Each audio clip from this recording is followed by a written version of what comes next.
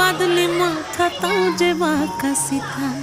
মেদিনীপুরে রায়না চিরন বাঁকুড়ার ওই ফিতা, আরে যতন করে বাঁধলি মাথা তাও যে বাঁকা সিথা। পেছ পাড়িয়া রাজকুমার